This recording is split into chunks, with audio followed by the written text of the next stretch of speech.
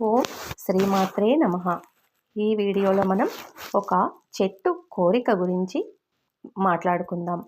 ఏంటి ఆశ్చర్యంగా ఉంది కదా, చెట్టు ఏంటి కోరిక ఏంటి అని. అవునండి, ఆ చెట్టు కోరిక ఏంటో తెలిస్తే ఇంకా ఆశ్చర్యపోతారు. ఇంతకీ ఆ చెట్టు కోరిక ఏంటంటే, తాను ఒక చక్రవర్తినయ్యి ఈ రాజ్యాన్ని ఏలాలి అని. అది సాధ్యమయ్యే పనేనా? చూద్దాం, ఈ కథ చదువుకుంటే అర్థమవుతుంది. ఒక గురువు గారు శిష్యుడు సంభాషణ ఇలా ఉంది. శిష్యుడు అడుగుతున్నారట గురువుగారిని, గురువుగారు, దేవుణ్ణి అనేక మంది అనేక కోరికలు కోరుకుంటారు కదా, అవన్నీ దేవుడు తీరుస్తాడంటారా? అందరూ కోరుకునేవి తీరుస్తాడో లేదో తెలియదు, కానీ ఒక కథ చెప్తాను విను అని గురువుగారు ఇలా చెప్తున్నారు. ఒకానొకప్పుడు ఒక ఋషి, ఆయన శిష్యుడు నది నుండి వారి ఆశ్రమానికి వెళ్తూ ఉన్నారట. ఋషి ఒక మహావృక్షం ముందు ఆగి ప్రసన్నంగా నవ్వుతూ తదాస్తు అని అన్నారు. శిష్యుడు గురువుగారి చర్యకి కారణం ఏంటి అని అడిగాడు.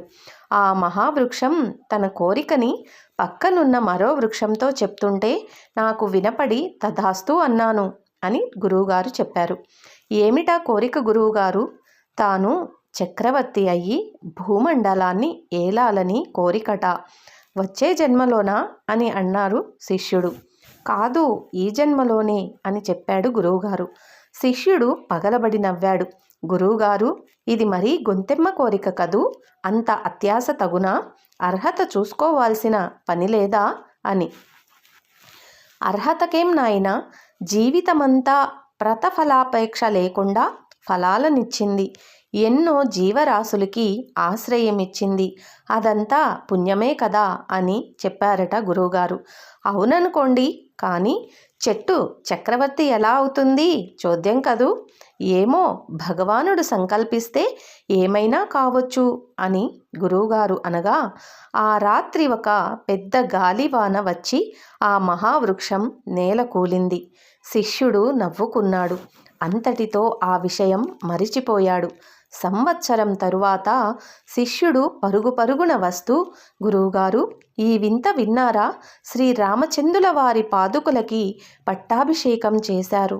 వారి సోదరులు భరతుల వారు. ఇక నుండి 14 ఏళ్ళు పాదుకులు సామ్రాజ్యాన్ని పరిపాలిస్తాయట అని. గురువుగారు నవ్వి, చెట్టు చక్రవర్తి ఎలా అవుతుంది అన్నావు కదా, చూసావా, అయింది కదా అంటే, అవును నాయనా, ఆ మహావృక్షం కలపతోనే వడ్రంగులు పాదుకలు చేశారు. అవి శ్రీరామచంద్రుల వారికి సమర్పించారు.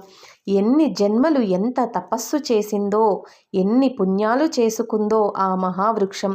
పాదరక్షకులుగా మారి శ్రీరామచంద్రుల వారి పాదాల వద్దకు చేరింది.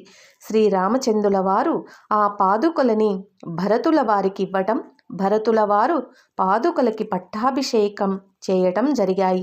ఆ విధంగా చక్రవర్తి కావాలన్న ఆ మహావృక్షం కోరిక నెరవేరింది అని చెప్పిన గురువుగారికి సాష్టాంగ ప్రణామం చేశాడు శిష్యుడు. అంతే కదండి, భగవంతుడి లీలలు మనకి అర్థం కావు. అవునండి, ఎలా అయినా మనమైనా సరే ఒక పని, ఈ పని చెయ్యాలి అని మన సంకల్పంతో మనం ముందుకు అడిగేస్తే ఆ పనిలో మనం తప్పకుండా విజయాన్ని సాధిస్తాము.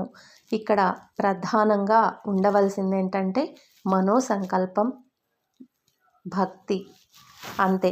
ఓం శ్రీమాత్రే నమః.